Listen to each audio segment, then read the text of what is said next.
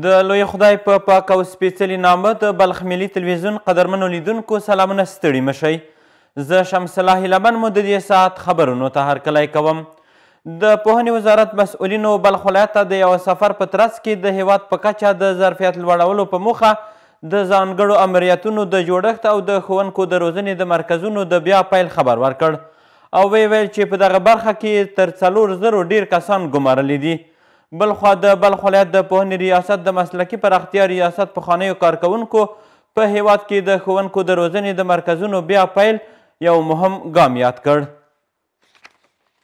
د پوهنې وزارت د نصاب او مسلکي ودې رئیس مزار شریف ښار ته په یوه سفر کې د دغه وزارت د مسلکي ودې تر چتر لاندې د ښوونکو د روزنې د مرکزونو د بیا پیل خبر ورکړ. نوموړي ویل چې د پوهنې په برخه کې د خدمتونو د ښه والي په موخه یې 4,225 تنه مسلکي کسان په دې څانګه کې ګمارلي دي. امارت دا تصمیم ونیو چې په نامه د انکشاف مسلکي معلمین باندې دا تربیه معلم بیرته بیا احیا کو تر څو زموږ بچیان د ولس بچیان ښه سالمه استفاده ورنه وکړي. نو بنا په دې باندې د هر ولایت کې موږ 15 کسان چې 15 رشتې موږ لرو نو موږ استادان ورکړي دي چې دا به خلاف رشته کسان د ټیټه سویې استادان هغه ته به آموزش ورکوي 2 کلن. همدا قسم په هر حوزه کې په هر ولسوالۍ کې موږ اته کسان انتخاب کړي دي په نوي تشکیل کې چې په ټول افغانستان کې به انشاءالله موږ 4,225 کسان استخداموو. ما و شما در بهترین خدمت قرار داریم. تعلیم و تربیه سرنوشت سازی یک ملت است. تعلیم و تربیه اساس و ترقی و کامیابی همه ملت است. مسئولیتی که خود ما و شما به دوش داریم این نعمت خیلی بزرگ و دشوار و قوی است. په ورته وخت کې د پوهنې وزارت د مسلکي پراختیا ریاست یو شمېر پخواني کارکوونکي د اسلامي امارت دغه اقدام ستایي او په افغانستان کې د ښوونکو د روزنې د مرکزونو د فعالیت بیا پیلول مهم بولي. تربیه معلم واقعا باید فعال شود. معلم درست تحت تعلیم گرفته شود. معلم واقعی برای معلمی که به جامعه خدمت بکنه، به اولاد مردم خدمت بکنه، سویه اطفال بلند ببره. استادایی که در تربیه معلم سالیان متمادی زحمت کشیدن و تقریبا در یک عالم بی سرنوشتی به سر می بردن که امروز واقعا این جلسه یک نوید خوب برای از اونا داد که شما بی سرنوشت نیستین، من بعد قویتر و با برنامه‌های خوبتر شما دوباره به کارتون آغاز می‌کنید که او عبارت از انکشاف مسلکی می باشد. د یادولو وړ ده چې د پخواني نظام په پای ته رسیدو سره د ښوونکو د روزنې مرکزونه د ځینو دلایلو له امله وتړل شول او د محصلینو جذب پکې ودرېده، خو اوس د اسلامي امارت په راتګ سره دغه مرکزونه د لا زیاتو نوښتونو سره یو ځل بیا په فعالیت پیل کوي. د بلخ ولایت د پوهنې ریاست د شمال زون له 2006 هغو مجاهدینو څخه چې د زده کړو وروسته پاتې وو د 11 او 12 ټولګیو د سویې د تثبیت ازموینه واخیستله چې اړوند کسان به د وړتیا پر بنسټ ښوونځیو او پوهنتونونو کې جذب شي. په بلخ کې له 2600 مجاهدینو څخه د سویې د تثبیت ازموینه واخیستل شوه چې اړوند کسان به د وړتیاو پر بنسټ ښوونځیو او پوهنتونونو کې جذب شي. د بلخ ولایت د پوهنې ریاست مسؤلین وایي د یادې ازموینې موخه مجاهدینو ته د زده کړو د اسانتیاو برابرول دي چې جهادي فعالیتونو کې د بوختیاو له امله د زده کړو له دوام څخه محروم پاتې وو.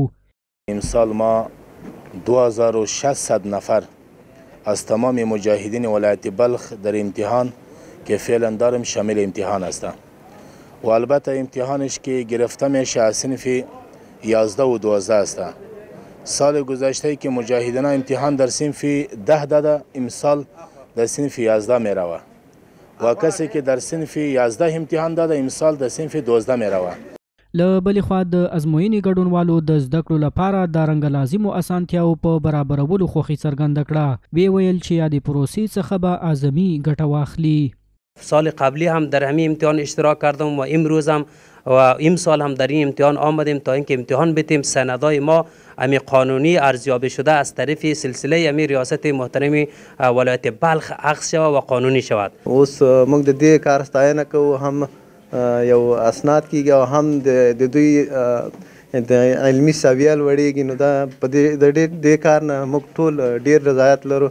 د یادونې وړ د تیر کال هم د پوهنې وزارت له لوري دغه پروسه په لاره اچول شوې وه چې سږکال هم د مجاهدینو څخه د سویې د تثبیت او قانوني اسنادو د ورکړې په موخه د سویې د تثبیت ازموینه واخیستل شوه. د کنځلو حلوا د هیواد په شمال کې یو له هغو مشهورو کورنیو خوږو څخه ده چې په هیواد کې دننه او بهر بې شمېره مینوال لري او د ژمي موسم په رارسېدو سره په بلخ ولایت کې هم د نورو شمالي ولایتونو په څیر د دې خوږو د تولید او پلور بازار ښه والی مومي. دا په مزار شریف ښار کې د کنځلو د حلوا د تولید فابریکه ده چې لسګونه کسان پکې په کار بوخت دي او د سړو موسم لپاره ګرم مزاجه او خوږه حلوا تولیدوي.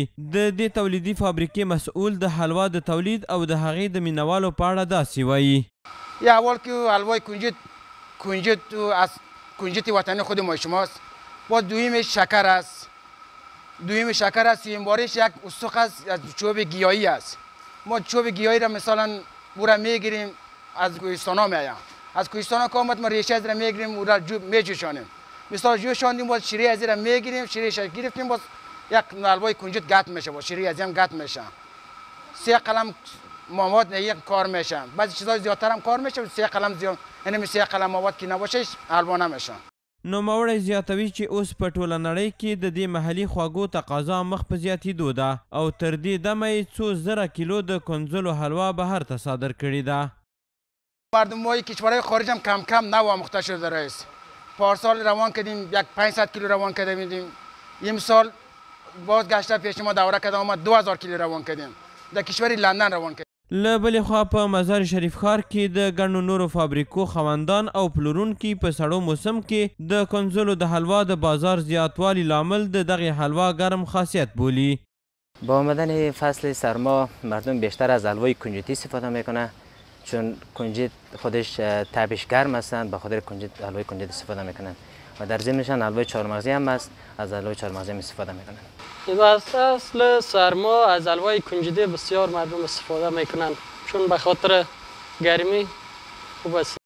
د یادولو وړ ده چې د کنځلو د حلوا د چمتو کولو او تولید ترڅنګ شیرپیره او نبات هم د بلخ ولایت له مشهورو خوږو څخه دي چې د افغانستان د نورو ولایتونو سربیره د هیواده بهر هم صادریږي. د بلخ ملي تلویزیون قدرمنو لیدونکو دا و د دې مهال خبرونه. تر بیا مو الله عمل ښه وخت.